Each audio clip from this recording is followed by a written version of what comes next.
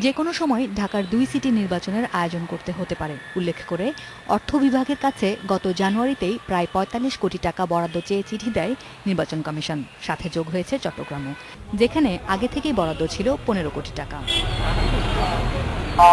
নির্বাচন কমিশন বলছে, আগের সিটি কর্পোরেশন নির্বাচনগুলোর মতো করেই আইন শৃঙ্খলা ব্যবস্থাপনায় ঢেলে সাজানোর কথা ভাবা হচ্ছে।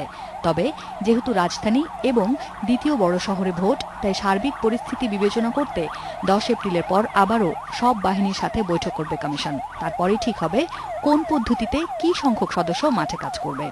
৬০ কোটি টাকার মতো লাগবে বা কিছু বেশিও লাগতে পারে। নিকট অতীতে যতগুলি নির্বাচন আমরা করেছি, সবচেয়ে বেশি খরচ আমাকে করতে হচ্ছে আসলে আইন শৃঙ্খলা রক্ষা করার জন্য।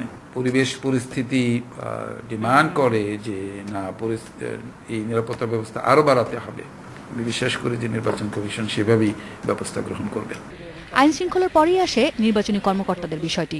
প্রিজাইডিং, সহকারী প্রিজাইডিং ও পোলিং অফিসার সহ ৩ সিটিতে ৫০,০০০-এর মতো কর্মকর্তা লাগবে।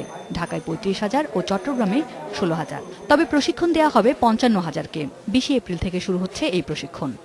প্র্যাকটিক্যালি ভোট গ্রহণ কেন্দ্রে কাজ করবেন তাদের অতিরিক্ত আমাকে অন্তত 10 ভাগ, শতকরা 10 ভাগ কর্মকর্তাকে অতিরিক্ত প্রশিক্ষণ দিয়ে রাখতে হবে। ২০ থেকে ২৫ এপ্রিল এই সময়টির মধ্যে আমরা চেষ্টা করব তাদের প্রশিক্ষণটি শেষ করার জন্য। নির্বাচন কমিশন বলছে, সবার অংশগ্রহণ নিশ্চিত হলে সুষ্ঠুভাবে ভোট সম্পন্ন করা সহজ হবে তাদের জন্য। আসমামিতা, ইন্ডিপেন্ডেন্ট নিউজ, ঢাকা।